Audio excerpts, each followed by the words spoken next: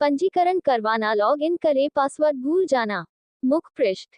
Ranking. लड़कों के लिए उपन्यास, लड़कियों के उपन्यास, पूर्ण उपन्यास, उपन्यास वर्गीकरण, मेरी किताबों की अलमारी, रिकॉर्ड पढ़ना, प्रतिक्रिया, 69 किताबों की दुकान, सरलीकृत। अध्याय 23 अस्थि आत्मा ठंडी आग। अध्याय 23 अस्थि आत्मा शीत ज्वाला। पूरे 3 वर्षों तक जियोयान 7 खजाने वाले चमकदार टाइल स्कूल में रहा। इन 3 वर्षों के दौरान स्कूल के लिए कभी कभार गोलियों को परिष्कृत करने के अलावा उसने अपना सारा समय गहन साधना में लगाया। इस दौरान उसकी शक्ति में नाटकीय रूप से वृद्धि हुई। हालांकि डूची और आत्मिक शक्ति की अपनी दोहरी साधना के कारण डूश और आत्मिक गुरु लोकों तक पहुंचने के बाद से उसकी प्रगति धीमी रही थी।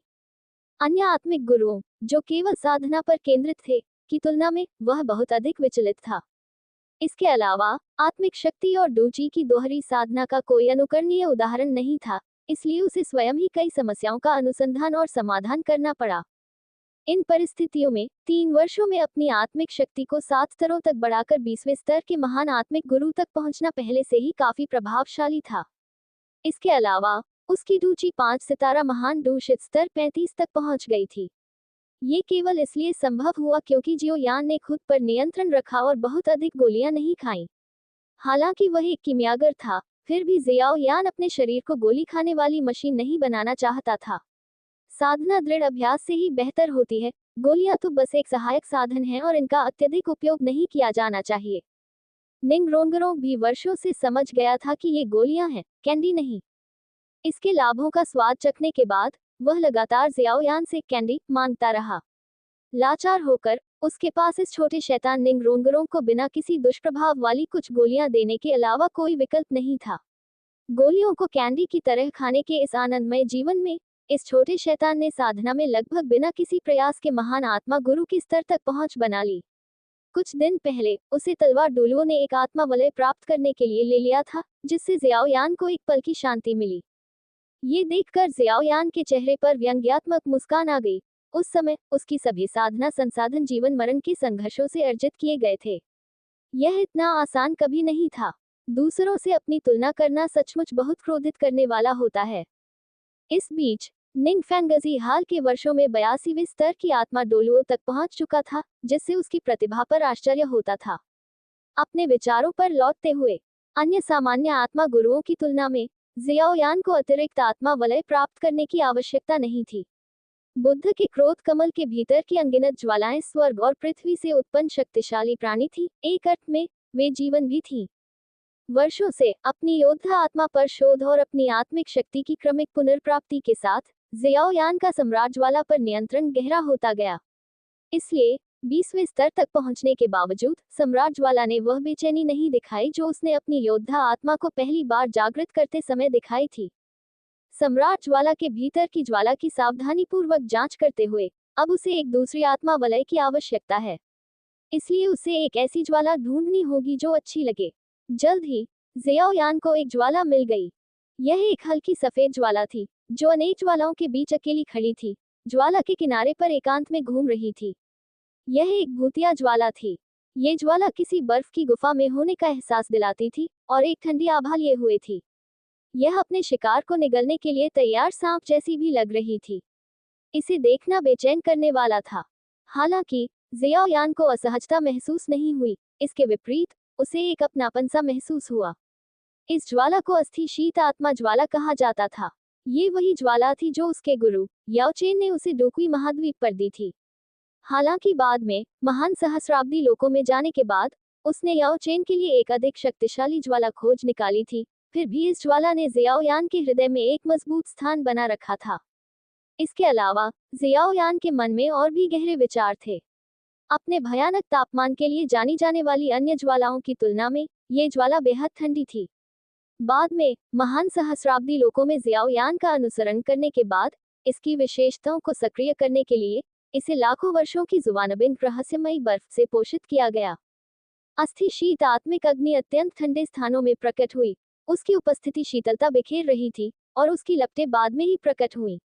यह अत्यधिक ठंड और अत्यधिक गर्मी का एक अनोखा मिश्रण थी, जो अत्यंत ठंडे और इन स्थानों में हर 100 साल में एक बार सूर्य और चंद्रमा के परिवर्तन के समय ही प्रकट होती थी। यही इसकी अनमोलता को दर्शाता था। ये सोचकर जियोयान को अब कोई हिचकिचाहट नहीं हुई। उसकी आत्मिक शक्ति गुप्त रूप से सम्राट अग्नि में प्रवेश कर गई। इसके तुरंत बाद सम्राट अग्नि शांत होने से पहले थोड़ा कांपती हुई प्रतीत हुई। उसकी आत्मिक शक्ति के प्रभाव में वह पीली सफेद ज्वाला धीरे धीरे ज्वाला के एक छोटे से गोले में विभाजित हो गई, जो अस्थि शीत आत्मिक अग्नि का बीज था। भविष्य में सम्राट अग्नि के पोषण में ये तेजी से बढ़ेगी। जियोयान के प्रभाव में ज्वाला का विशाल गोला सम्राट अग्नि से धीरे धीरे प्रकट हुआ। आछू जैसे ही अस्थि शीत आत्मिक अग्नि प्रकट हुई, जियोयान कांप उठा। अन्य ज्वालाएं अत्यधिक गर्म थीं, लेकिन ये ज्वाला बर्फीली बर्फ की तरह बेहद ठंडी थी। अचानक प्रकट होने के कारण कमरे में बर्फ जम गई। यह इस ज्वाला की भयानक शक्ति को दर्शाने के लिए पर्याप्त था। साधारण बर्फ प्रकार की योद्धा आत्माएं भी इसकी तुलना नहीं कर सकती। कोई आश्चर्य नहीं कि अस्थि आत्मा की शीत ज्वाला इतनी सारी ज्वालाओं के बीच इतनी बेमिल लग रही थी। बाकी सभी ज्वालाएं गर्म थीं, इसलिए अगर वह उनमें घुल मिल जाती तो अजीब लगता। जियाओयान को देखते ही ज्वाला मानो उसके चारों ओर खुशी से झूम उठी और नाचने लगी। जियाओयान ने बिना किसी हिचकिचाहट के अपनी आत्मिक शक्ति को ज्वाला को अवशोषित करने के लिए जुटा लिया। आंखें बंद करते ही उसके सामने ज्वालाओं का एक उग्र भयानक सफेद सागर प्रकट हुआ। ज्वालाओं के नीचे सहस्राब्दियों पुरानी न पिघलती बर्फ पड़ी हुई प्रतीत हो रही थी, जो भयानक रूप से शक्तिशाली लग रही थी। तुरंत जियाओयान ने ज्वाला की शक्ति से अपने शिरोबिंदुओं में रक्त को जमते हुए महसूस किया। उसने जल्दी से अपनी डुकी हुई और आत्मिक शक्ति का संचार किया। नीला कमल पृथ्वी को ज्वाला की कोमल गर्मी अस्थि आत्मा की शीत ज्वाला की शीतलता से पूरी तरह टकरा गई और उसके शरीर का तापमान सामान्य हो गया। धीरे धीरे जियाओयान के शरीर में डुकी हुई और आत्मिक शक्ति का प्रवाह धीमा हो गया। इससे संकेत मिलता है कि अस्थि शीत आत्मिक अग्नि सफलतापूर्वक अवशोषित हो गई थी। यहाँ जियाओयान को अचानक एक सच्चाई का एहसास हुआ। अग्नि में लकड़ी से संबंधित नीला कमल पृथ्वी कोर अग्नि जीवन शक्ति का प्रतिनिधित्व करती है।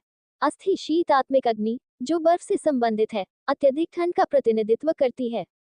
क्या वह भविष्य में इन अनोखी लपटों की विशेषताओं को असीम रूप से बढ़ा सकता था? अग्नि के भीतर जीवन और मृत्यु का चक्र निहित है। प्रकाश का एक विचार, अंधकार का एक विचार, अत्यधिक ठंड का एक विचार, अत्यधिक गर्मी का एक विचार। क्या वह अपना रास्ता खुद बना सकता था? उस रास्ते को क्या कहते हैं? नियम। नीले आकाश से एक बिजली ने जियाओयान को तुरंत उत्तेजित कर दिया। वह समझ गया कि प्रभुत्वशाली क्षेत्र में प्रवेश करने के बाद भी वह स्वर्गीय दाव के सामने क्यों नहीं टिक पाया। ऐसा इसलिए था क्योंकि उसके पास नियम था। अपने भीतर 10,000 लपटों के साथ भी वह एक खेल में केवल एक खिलाड़ी था। वह उस खेल के रचयिता से कैसे मुकाबला कर सकता था जिसने नियम को नियंत्रित किया था। जियाओयान आखिरकार समझ गया, लेकिन उसे इस नियम का पालन पोषण कैसे करना चाहिए। सबसे पहले उसे इन ज्वालाओं को चरम पर पहुंचाना था। जियाओयान ने मन ही मन बुदबुदाया। जियाओयान ने कभी सोचा भी नहीं था कि उसका विचार इतना दुस्साहसी होगा, जो पूरे महान सहस्राब्दी विश्व के भाग्य को प्रभावित करेगा। बेशक ये बात की कहानी है। आह! एक चीख ने जियाओयान को वास्तविकता में वापस खींच लिया। तुमने कपड़े क्यों नहीं पहने हैं? निंगरोंगरोंग ने मजाकिया लहजे में डांटा। अरे, तुम बिना दस्तक दिए ही मेरे कमरे में आ गए, मुझे दोष क्यों दे रहे हो? जियाओयान ने बेबसी से कहा। कृपया वोट करें। अध्याय का अंत। तैयार हो जाओ, अद्भुत महसूस करो। पंजीकरण करवाना, लॉग इन करें, पासवर्ड भूल जाना। मुख्य पृष्ठ। रैंकिंग। लड़कों के लिए उपन्यास, लड़कियों के उपन्यास, पूर्ण उपन्यास, उपन्यास वर्गीकरण, मेरी किताबों की अलमारी, रिकॉर्ड पढ़ना, प्रतिक्रिया, 69 किताबों की दुकान, सरलीकृत। अध्याय 24 नीलामी। अध्याय 24 नीलामी। खैर, सब तुम्हारी ही गलती है। अरे, वैसे अंदाजा लगाओ मुझे कौन सा आत्मा कौशल मिला। निंगरोंगरोंग की छोटी छोटी आंखें घूम गईं और उसने शाओयान को आत्मसंतुष्ट भाव से देखा। बोलने के बाद उसने अपनी मार्शल आत्मा को खुद ही मुक्त कर दिया। ये 9 स्तरीय 9 खजाने वाला ग्लेज टाइल वाला शिवालय था। उसमें से 9 रंगों का प्रकाश निकल रहा था। उसके नीचे धीरे धीरे 2 पीले रंग के आत्मा के छल्ले उभर रहे थे। 9 खजानों में ग्लेज टाइल शामिल है और दूसरा है गति। अपनी मार्शल आत्मा के मुक्त होने के साथ शाओयान ने अपनी गतिविधियों में लगभग 30% की तेजी महसूस की, जो एक बहुत अच्छा कौशल था। निंगरोंगरोंग ने अपनी आत्मा कौशल को मुक्त करने के बाद शाओयान को तारों भरी आंखों से देखा। उसका चेहरा लगभग चिल्ला रहा था, मेरी तारीफ करो। हम प्रभावशाली शाओ यान इस क्षमता से सचमुच चकित था। उसके लिए दूसरों की मार्शल आत्माओं की शक्ति सीमित थी। यहाँ तक कि दुनिया की नंबर 1 हथियार मार्शल आत्मा भी ऐसी चीज थी जिसका वह तिरस्कार कर सकता था। लेकिन इस तरह का प्रवर्धन वाकई उसके लिए बहुत उपयोगी था। अगर स्वर्गीय दाओ से लड़ते समय उसे एक शक्तिशाली प्रवर्धन मिल जाता तो उसकी भविष्य की उम्मीदें कहीं ज्यादा बढ़ जाती। अरे, तुम क्या देख रहे हो? निंग रोंग रोंग शर्मा गई, अपना सिर नीचे कर लिया और शर्माते हुए बोली, तारानकन हूँ, मैं कुछ नहीं देख रही थी। तुम इतनी छोटी हो, मैं क्या देख सकती हूँ? गलत फहमी में मत पड़ना। तारानकन जियाओ यान अपने सामने खड़ी शर्मीली बच्ची को एकटक देखता रहा और मन ही मन सोचने लगा, तारानकन, लेकिन उसका सही तरह से पालन पोषण किया जा सकता था। आखिरकार महान सहस्त्र विश्व में सहायक शक्तियां व्यावहारिक रूप से मौजूद ही नहीं हैं, और कोई भी शक्ति दूसरों का समर्थन करने के लिए निस्वार्थ भाव से आक्रामक तकनीकों को छोड़ने को तैयार नहीं है। हालांकि सोल मास्टर्स की मार्शल सोल्स की विशेष प्रकृति ने इस पेशे को जन्म दिया है, और इसका विकास तेजी से हो रहा है। तारानकन तारानकन, कौन सी तकनीक? तारानकन ये बात जियाओ यान को अचंभित कर गई। उसके पास कई तकनीकें थीं, लेकिन महिलाओं के लिए उपयुक्त बहुत कम। हम नीला रेशमी जेड हटी तकनीक। तारानकन जियाओ यान को अचानक ये तकनीक याद आ गई। ये येहुआ महल की विशिष्ट तकनीक थी, जो येहुआ महाद्वीप की एक महाशक्ति थी। उसने इसे हासिल करने के लिए बहुत मेहनत की थी। जुन एर और कैलिन दोनों ने इस तकनीक का अभ्यास किया था। अभ्यास करने के बाद वे काफी बड़े हो गए। उद्धरण चिन्ह। हम मुझे साधना पद्धति को ठीक से संशोधित करना होगा, ये सुनिश्चित करते हुए कि यह आत्मिक शक्ति के प्रवाह के साथ संरेखित हो। ये सोचते हुए उसने निंग रोंगरोंग के दुबले पतले शरीर को देखा और मुस्कुराते हुए कहा, मैं तुम्हें कुछ दिनों में कुछ अच्छा दूंगा। आह, कौन सी अच्छी चीज? गोलियां। जियाओ यान की बातें सुनकर निंग रोंगरोंग तुरंत उत्साहित हो गई। वह जानती थी कि जियाओ यान जो भी अच्छी चीज बताएगी वह असाधारण होगी। गोलियां नहीं, बेशक मेरे पास अभी कोई नहीं है, लेकिन कुछ दिनों में हो जाएगी। ठीक है, ठीक है। वैसे चलो स्वरडू शहर में खेलने चलते हैं। मैं सचमुच बाहर जाकर खेलना चाहता हूँ। निंग रोंगरोंग ने प्यार से जियाओ यान का हाथ थामते हुए कहा। हेवन डू सिटी, जरूर। ताकत में एक बड़ी उपलब्धि हासिल करने के बाद जियाओ यान बहुत अच्छे मूड में था। इसके अलावा साधना के लिए काम और आराम का संतुलन जरूरी है, एक अच्छा संतुलन जरूरी है। हेवन डू साम्राज्य। हेवन डू शहर। हेवन डू शहर ने हेवन डू साम्राज्य की राजधानी होने की अपनी प्रतिष्ठा को सचमुच बरकरार रखा। सड़कें चौड़ी और साफ सुथरी थी, दुकानों से सजी हुई सड़कें लोगों से गुलजार थीं। वहां काफी चहल पहल थी। अरे, क्या तुम्हें ये सुंदर लगता है? निंग रोंगरोंग ने अपने हाथ में हेयर क्लिप हिलाए और मुस्कुराते हुए कहा, हम जब तक तुम्हें पसंद है। लड़कियों को ये फैंसी चीजें बहुत पसंद आती हैं। जब तक तुम्हें पसंद है से तुम्हारा क्या मतलब है? बताओ, अच्छा लग रहा है या नहीं? निंग रोंगरोंग ने तुरंत आपत्ति जताई और एक चुलबुली आवाज में कहा, ये युवती स्वाभाविक रूप से सुंदर है, और इस गुलाबी हेयर क्लिप के साथ वह सचमुच एक परी है। ये देखकर कि बिक्री अच्छी चल रही है, विक्रेता ने जल्दी से कहा। सचमुच, विक्रेता के सामने खड़ी लड़की तारीफ की हकदार थी। इतनी कम उम्र में भी इतनी खूबसूरत, बड़ी होकर कितनी खूबसूरत होगी। निंग रोंगरोंग, जो बरसों से गोलियों को कैंडी की तरह खा रही थी, अब काफी खूबसूरत हो गई थी। उसकी नाजुक त्वचा हल्की सी चमक रही थी, जिससे कोई भी प्रशंसा में आह भर सकता था। खूबसूरत। अपने सामने खड़ी लड़की को देखते हुए उसने ज्यादा कुछ नहीं कहा, बस एक हल्की सी तारीफ की। हम तुम्हारी पसंद तो अच्छी है। निंग रोंगरोंग मुस्कुराए, उसकी आंखें जियाओ यान की बातों पर सिकुड़ गईं। अरे, चलो नीलामी घर चलते हैं। निंग रोंगरोंग ने पास ही एक गुंबददार इमारत की ओर इशारा करते हुए कहा। गौर से देखने पर वह एक अनोखी इमारत थी। वह बड़ी लग रही थी, लेकिन उसका बाहरी हिस्सा गोल था, जिस पर हथौड़े का निशान था। हथौड़े के एक ही वार ने सौदा पक्का कर दिया। नीलामी घर का यही प्रतीक था। जियाओ यान की आंखें चमक उठी। नीलामी घर, मुझे इसे देखना अच्छा लगेगा। कौन जाने, शायद मुझे कोई अविश्वसनीय खजाना मिल जाए। बदले पैसे रख लो। उसने एक सोने का सोल कॉइन उछाला। विक्रेता खुश हो गया, क्योंकि उसे पता था कि उसकी मुलाकात किसी दानी से हुई है।